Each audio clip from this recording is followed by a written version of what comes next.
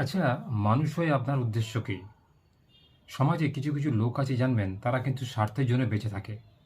কিছু, কিছু প্রফেশন বা কিছু, কিছু পেশাদার লোকেদের কথা বলব, যারা দেখবেন নিজেদের স্বার্থ নিয়ে বেঁচে থাকে। অর্থাৎ মানুষ মাত্রই যেন স্বার্থের জাত। ডাক্তার চায় যেন মানুষ অসুস্থ হয়, তবে তার ইনকাম হবে। উকিল চায় যেন প্রত্যেকের বাড়িতে মামলা মোকদ্দমা লেগে থাকে। পারিবারিক গোলযোগ, ঝঞ্ঝা, ঝামেলা লেগে থাকে, যাতে লোকে তার কাছে আসে। আর কে বলুন তো? কসাই চায় যেন লোকে সবাই মাংস খায়, তার দোকানে মাংসের বিক্রি হোক।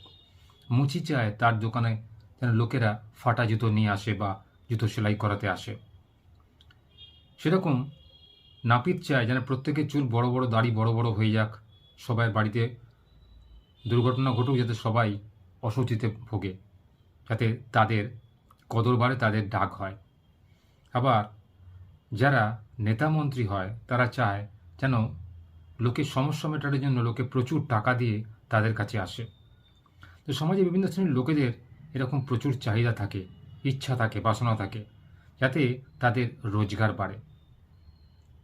একজন মানুষ হয়ে কি এটা করা উচিত? অপর মানুষের দুঃখ, দুর্দশা, দৈন্যতা চিন্তা করা উচিত? আমাদের প্রত্যেকের উচিত একে অপরের সাথে জীবনযাপন করা, একে অপরকে সাহায্য করা। কারো দুঃখ, দুর্দশা লাগলে সেটাকে কি করে লাঘব করা যায়, সেটাকে কি করে কম করা যায়, তাকে কি করে বিপদের দিনে সাহায্য করা যায় অর্থ দিয়ে বা বুদ্ধি দিয়ে বা গায়ের বল দিয়ে, সেটাই চেষ্টা করা উচিত। তবেই কিন্তু মনুষ্যত্বের শ্রেষ্ঠ বন্দনা, অর্থাৎ মানুষ যে শ্রেষ্ঠ জীব, মানুষ যে পরোপকারী সমাজসেবী জীব, সেটা প্রমাণিত হয়।